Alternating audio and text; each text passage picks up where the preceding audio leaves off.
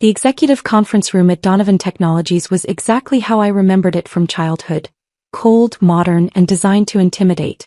Glass walls on 3 sides, a marble table that seated 20, and leather chairs that cost more than most people's monthly rent. I sat at the far end near the door in the spot usually reserved for interns taking notes. My father, Marcus Donovan, stood at the head of the table in his signature navy suit, his presence commanding every inch of the room. At 62 he still had the build of the college linebacker he'd once been and the personality to match. When Marcus Donovan spoke, people listened. When he decided something, it happened. Today he'd decided to restructure the company. "Thank you all for coming on short notice," Dad said, his voice carrying that blend of authority and charm that had built a tech empire. "I've called this meeting because Donovan Technologies is at a critical juncture. We've been coasting on legacy products for too long. Our competitors are innovating while we're maintaining. That ends today." Heads nodded around the table. VP of Operations Sandra Kemp leaned forward attentively. Chief Technology Officer Raymond Pierce adjusted his glasses. Marketing Director Jennifer Walsh had her tablet ready, already taking notes. "I've been reviewing our organizational structure," Dad continued, clicking to a presentation slide showing the company hierarchy. "And I've identified significant inefficiencies. Positions that exist out of tradition rather than necessity. People who draw salaries without contributing proportional value." He paused, letting that sink in. "My father built this company on merit," Dad said. "When you performed, you advanced. When you didn't, you were gone. Somewhere along the way we got soft. We started keeping people around for the wrong reasons.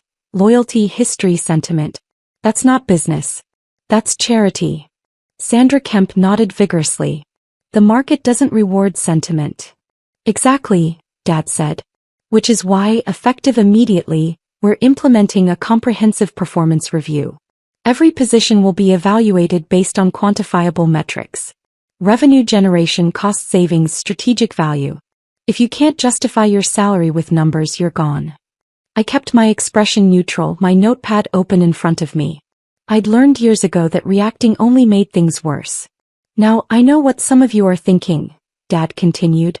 "Marcus, doesn't this create instability? Won't people be worried about their jobs?" He smiled. "Good.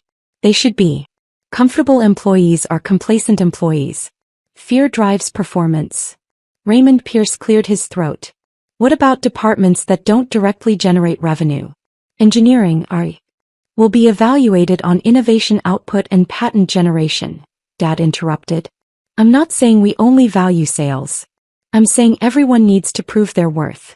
Including family." The room went very still. Dad's eyes landed on me, sitting quietly at the end of the table. "My son Alex has been with the company for 5 years. Started right after college, which many of you know. He works in our strategic development department, which sounds impressive until you ask what strategic development actually means." A few awkward laughs rippled through the room.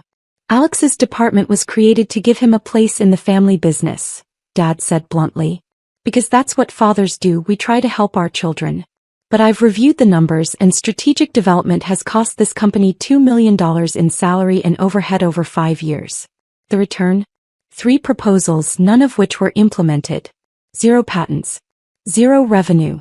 0 measurable impact." I felt 20 pairs of eyes on me. I kept my pen moving across the notepad, writing nothing in particular. "This is exactly the kind of dead weight I'm talking about," Dad continued. "We created a department because I felt obligated to give my son a job. Not because the company needed it. Not because Alex had earned it. That's charity, not business." Jennifer Walsh looked uncomfortable. "Marcus, isn't strategic development about long-term planning? That's hard to quantify in 5 years." 5 years is an entire business cycle," Dad cut her off. "In 5 years our competitors have launched new product lines, entered new markets and doubled their valuations. What has strategic development done? What has my son accomplished beyond collecting a paycheck?" He pulled up another slide showing my department's budget versus output. The numbers were damning when presented that way. All cost, no obvious return. "I'll tell you what he's accomplished," Dad said. "He's proven that nepotism doesn't work. That giving someone a position because their family is bad business. And that's a valuable lesson actually. One that informs our entire restructuring. Sandra Kemp seized the opportunity. I've always believed merit should be the only factor in advancement. No offense, Alex, but your father's right. Strategic development hasn't delivered results. None taken, I said quietly. Dad's eyebrows rose slightly. He'd expected more resistance. See? Even Alex understands. He knows he hasn't earned his position. That's honest, at least. So what's the proposal? Raymond Pierce asked. Strategic development is eliminated, Dad said. Effective end of quarter. The budget gets reallocated to R&D and sales, where it can generate actual returns. Alex will have the opportunity to interview for open positions in other departments, same as any external candidate. No special treatment. If he's qualified, he'll earn a spot. If not, he'll need to find opportunities elsewhere. I kept writing, my hands steady. That's the principle we're applying company-wide, Dad continued. No more sacred cows. No more untouchable positions. I don't care if someone's been here 30 years or if they're my own son. Results matter. Performance matters. Everything else is sentimentality, and sentimentality kills companies. What about the optics? Jennifer Walsh asked carefully. Firing the founder's son sends a message, but is it the message we want? It's exactly the message we want, Dad said firmly. It shows we're serious. That not even family gets special treatment. That Donovan Technologies is entering a new era of accountability. He looked around the table. Any questions? Timeline? Sandra asked. Performance reviews start next week. Decisions finalized within 30 days. Restructuring complete within 60. We move fast and decisively. Board approval? Raymond asked. Dad waved dismissively. I control 51%. My wife Helen holds another 12. We've discussed it, she's on board. That's 63%, more than enough to approve any structural changes. What about other shareholders? Someone asked. Minor stakes, Dad said. Legacy investors, employee stock options, that kind of thing. Nothing significant. Nothing that affects decision-making authority. He clicked to the final slide. A new organizational chart with several departments eliminated or consolidated. Strategic development was gone completely. My name wasn't anywhere on the chart. This is our future, Dad announced. Lean, efficient, performance-driven. Questions? Sandra Kemp practically glowed. I think it's bold and necessary. Companies that don't evolve die. Agreed, said Raymond. Though I'd like to review the R&D allocation numbers more carefully. Of course, Dad said. But the overall direction is set. We're cutting dead weight starting with... He gestured toward me. Well, you all know where we're starting. A few people laughed. I smiled politely and kept taking notes. Alex, Dad said, addressing me directly for the first time. Do you have anything to say? Any defense of your department's performance? I looked up, meeting his eyes. No, sir. You've presented the numbers accurately. He blinked, thrown off by my lack of fight. No excuses. No explanations about how your work was undervalued or misunderstood. The numbers speak for themselves, I said calmly. Dad studied me for a moment, suspicion flickering across his face. Then he nodded. At least you're not delusional. That's something. He turned back to the room. All right, I'll send the full restructuring proposal by end of day. We'll reconvene Friday to finalize. The conference room door opened. Gerald Kim, our CFO, walked in carrying a thick folder and looking stressed. He was in his 50s, had been with the company for 15 years, and never interrupted meetings unless it was critical. Gerald, Dad said, irritated. We're in the middle of... I know, sir. I apologize. Gerald's eyes swept the room and landed on me. Something unreadable passed across his face.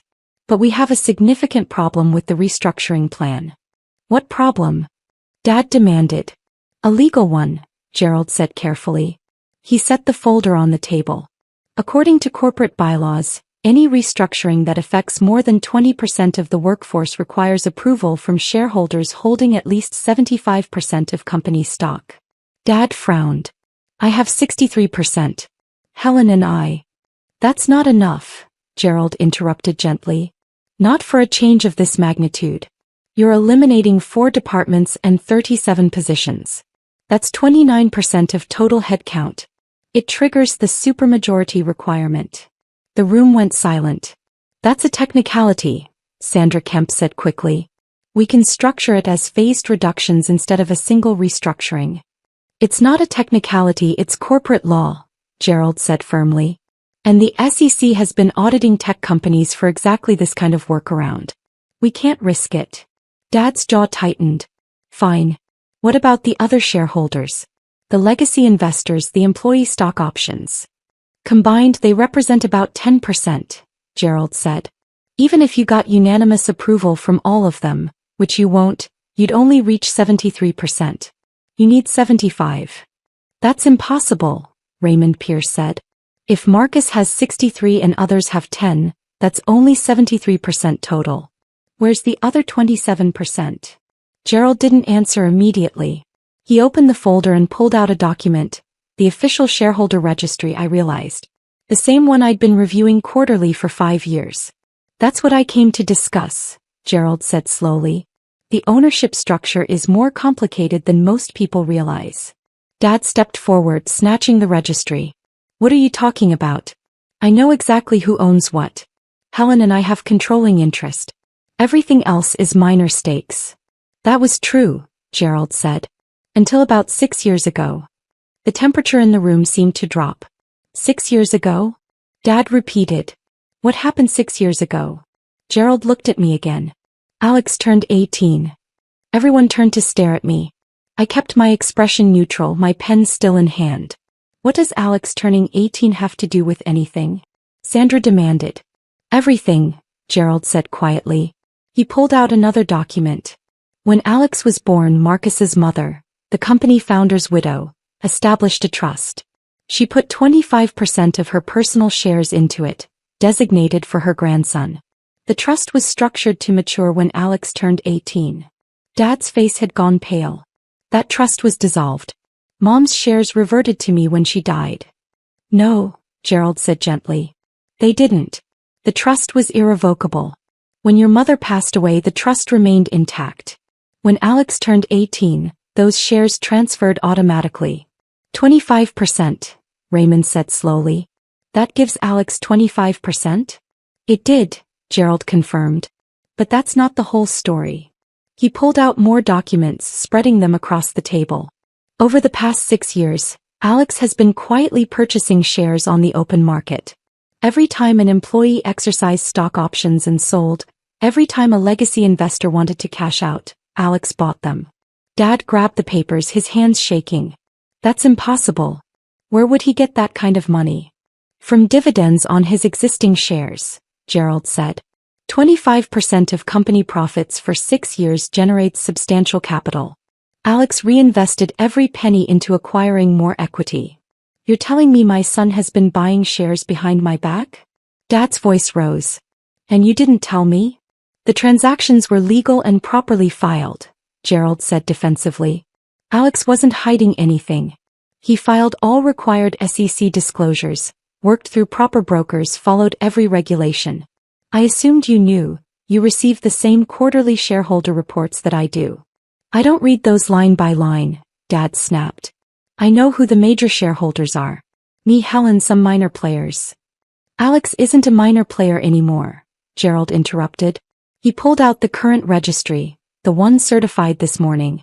As of today, Alex Donovan owns 73% of Donovan Technologies. The silence was absolute.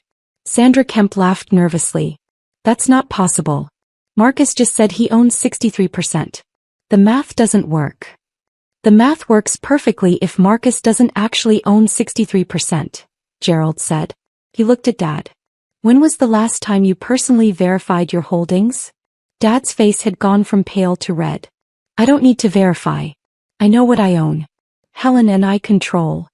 You control 18%, Gerald said quietly. Helen has 12. That's 30% combined. No, Dad said flatly. No, that's wrong. I inherited 43% from my father. Helen and I each added 10 through purchases over the years. That's 63. You inherited 43, Gerald confirmed. But you sold shares twice.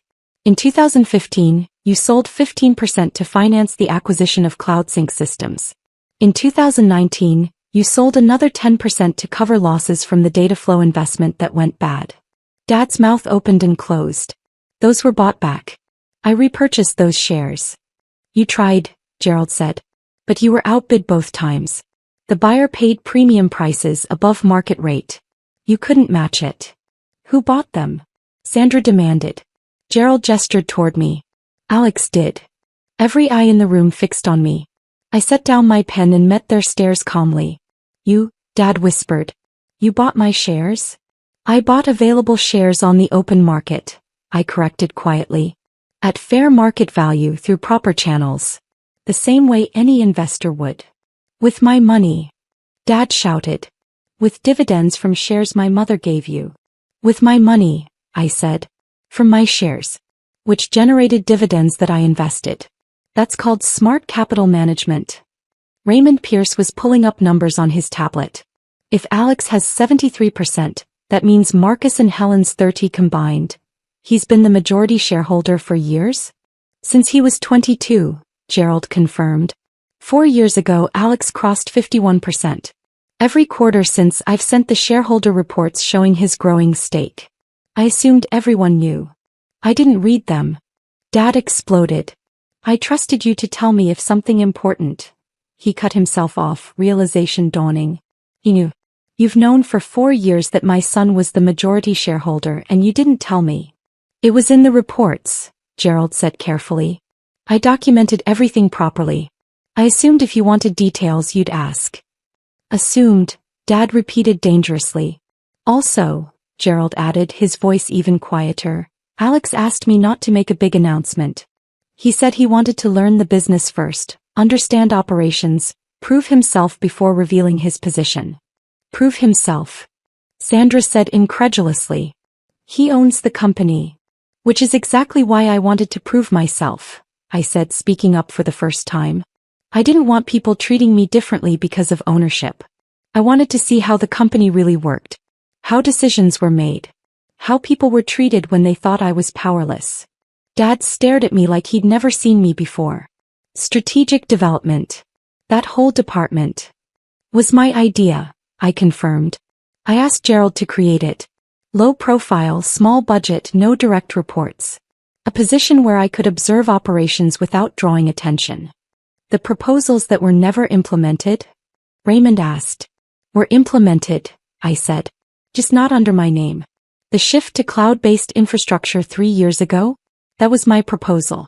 Gerald presented it to the board as coming from an external consultant. Same with the customer retention program that increased renewal rates by 32%. And the supplier diversification strategy that saved $4 million last year. Jennifer Walsh was scrolling through her tablet. The consultant reports. Those were you? I hired actual consultants to polish the proposals and present them, I explained. I didn't want credit. I wanted to see if the ideas worked. Why? Dad's voice was hoarse. I looked at him steadily. Because you would have rejected them if you knew they came from me. You've spent 5 years telling everyone I'm useless. That I'm dead weight. That I'm only here because of nepotism. How would you have reacted if your useless son started proposing company strategies? He didn't answer. Let me guess, I continued. You would have dismissed them without reading. Told me to stay in my lane. Maybe even used it as more evidence that I didn't understand business. I paused. So I kept quiet. I learned. I implemented ideas through proper channels. And I watched. Watched what? Sandra asked. How the company really operates, I said. Who's actually competent? Who's just good at office politics? Who cares about the work? Who's just protecting their position? I looked at Sandra. You've been trying to get Dad to eliminate strategic development for 3 years. Not because it's inefficient, but because you want its budget for operations. Sandra's face flushed. That's not. I've read your emails, I said calmly. To Gerald, to Raymond, to anyone who'll listen.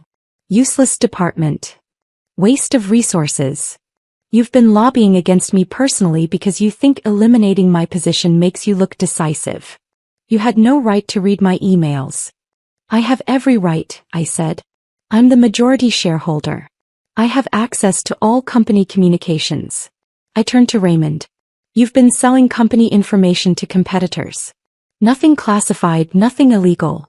Just strategic insights to the CTO at NextGen Systems. Your college roommate, I believe. Raymond went pale. That's not, we just talk shop. You've told him about 3 product launches before public announcement, I said. Small timing advantages that let NextGen position themselves better. And not quite illegal. Just deeply unethical. I looked around the table. I've spent 5 years watching. Learning who actually deserves to be here. Who's performing. Who's coasting. Who's actively sabotaging. My eyes landed on Dad. And who's making decisions based on ego instead of data. Dad's hands were clenched on the table. You think you know better than me? I built this company. Grandpa built this company, I corrected. You inherited it. And you've done well, I'll give you that. Revenue's up, market share is stable. But you've also made serious mistakes. CloudSync acquisition? Cost us $40 million and we shut it down within 2 years. Data flow investment? Total loss. The vendor consolidation last year that you pushed through over Gerald's objections? It saved money short-term but created supply chain vulnerabilities that almost shut down production last month. Gerald nodded reluctantly. That's accurate. You want to talk about dead weight? I continued. Let's talk about real performance metrics. Strategic development. My department. Cost $2 million over 5 years. Your bad acquisitions and investments cost us $63 million. But you're cutting me because I'm an easy target. Because firing your son makes you look tough and decisive. Dad's face was bright red. Everything I did was to grow the company. Everything you did was to prove you're as good as Grandpa, I said quietly. That's what this has always been about. You inherited a successful company and you're terrified of being seen as just a caretaker. So you make bold moves, take big risks, sometimes without proper analysis. Because bold is better than careful in your mind. Because you'd rather fail big than succeed small. The room was silent. This restructuring? I gestured at the presentation still on the screen. Half of it makes sense. The other half is eliminating people who've disagreed with you recently. Jenny Walsh pushed back on the marketing rebrand. Raymond questioned the R&D budget. Sandra just wants their budgets. But you're not making cuts based on performance. You're making cuts based on control. You don't know what you're talking about, Dad said, but his voice had lost its power. I know exactly what I'm talking about, I said. I've been studying business since I was 12. Got my MBA at 23. Fully paid for by my trust fund, by the way, not company money. I've read every book Grandpa recommended. Studied every strategy you implemented, analyzed every decision this company has made since I was old enough to understand quarterly reports. I stood up slowly. I'm not here because of nepotism, Dad. I'm here because Grandma knew what she was doing when she set up that trust. She saw how you operated. She loved you, but she also understood that you'd never voluntarily share control. So she made sure I'd have a stake. A real stake. Not 5 or 10% that you could ignore. 25% that would mature when I was old enough to do something with it. She had no right, Dad started. She had every right, I interrupted. They were her shares. Her company originally. She and Grandpa built it together. And she chose to ensure the next generation had real ownership. Not a token position. Not a pity job. Actual power. Gerald cleared his throat. For the record, Alex's grandmother discussed the trust structure with me before she died. She was very specific that Alex should have enough ownership to protect the company's legacy if it became necessary. Protect it from what? Dad demanded. From me. From short-sighted decisions, I said. From ego-driven moves that prioritize looking successful over being successful. From exactly the kind of restructuring you announced today, cutting people not because of performance but because you want to look decisive. I picked up the shareholder registry Gerald had brought. You were going to eliminate strategic development. Fire me, basically. Did you run retention analysis? Calculate the impact on company morale? Consider what it signals to fire the founder's grandson publicly. It signals accountability. Dad said. It signals desperation, I countered. It tells the market that Donovan Technologies is struggling badly enough that even family isn't safe. Stock would drop 12 to 15% within a week. I ran the projections. Raymond was nodding slowly. He's right. The optics would be terrible. Plus, I continued, you were going to consolidate R&D and engineering under Sandra's operations umbrella. Which sounds efficient until you realize that operations focuses on cost-cutting while R&D needs investment freedom. You'd strangle innovation within 6 months. Sandra started to object, but Raymond cut her off. Also true. I've been fighting that consolidation for 3 years. I looked around the table. Here's what's actually going to happen. The restructuring is cancelled. Strategic development stays as is. Sandra, your attempt to expand operations control is denied. Raymond, you're on notice about the competitor communications. Stop it or you're gone. Jenny, good job pushing back on bad ideas. Keep doing that. You can't just, Sandra started. I can, I said calmly. I own 73%. I have complete decision-making authority. This entire meeting? Dad needed my approval for all of it. The restructuring, the cuts, the new direction. None of it happens without my signature. I turned to Gerald. Correct. Gerald nodded. Correct. Any major structural changes require approval from shareholders holding 75%. But for most operational decisions, simple majority rules. Alex can approve or reject virtually anything. Dad sank into his chair, all the fight drained out of him. You let me announce an entire restructuring knowing I couldn't implement it? I let you reveal your real priorities, I said.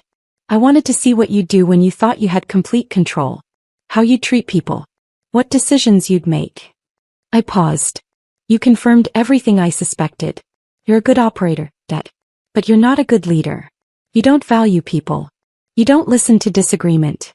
And you're willing to sacrifice anything, including your own son, to maintain your image. Alex, Dad said quietly. His voice was broken. I'm your father. I know, I said. Which is why this is hard. But Grandma gave me this responsibility for a reason. Not to hurt you. To protect what she and Grandpa built. I gathered my materials. Here's what happens next. Gerald, schedule a proper board meeting for Friday. We're going to review operations thoroughly and make strategic decisions based on data, not ego. Everyone at this table will present their actual performance metrics, and we'll make decisions from there. What about the CEO position? Sandra asked. I looked at Dad. He looked old suddenly. Tired. Dad stays as CEO, I said.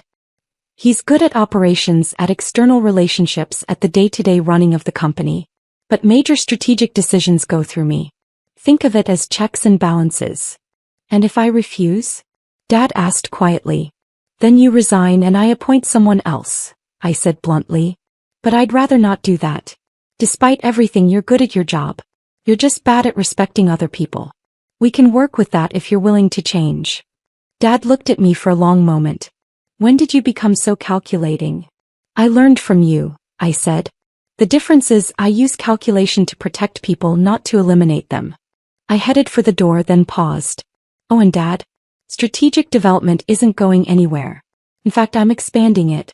We're going to focus on long-term company sustainability, employee development, and ethical growth strategies. All the things you consider soft until they cost you money. Alex, Gerald called out. You'll need to sign off on the quarterly projections by tomorrow. Send them to my office, I said. My actual office. I think it's time I moved out of the strategic development corner and into something more appropriate for the majority shareholder. I left them sitting in stunned silence. In the hallway, I finally let myself breathe. My hands were shaking slightly, adrenaline, not fear. 6 years of preparation, 5 years of watching and learning, one perfectly timed reveal. My phone buzzed. A text from Gerald. Your grandmother would be proud. Oh, I'm proud. I smiled and typed back. Thanks for keeping the secret. I kept the documentation accurate. You kept the vision alive. We make a good team. Behind me, through the glass walls, I could see the meeting dissolving into chaos. Sandra was arguing with Raymond. Jenny was on her phone, probably calling her team. Dad sat alone at the head of the table, staring at the shareholder registry like it was written in a foreign language. Tomorrow we'd start fixing things. Properly analyzing departments. Making decisions based on performance, not politics. Building the kind of company Grandma and Grandpa had envisioned. one that valued both results and people. But today I'd proven that dead weight isn't about job titles or family connections. It's about who actually understands what makes a company worth running.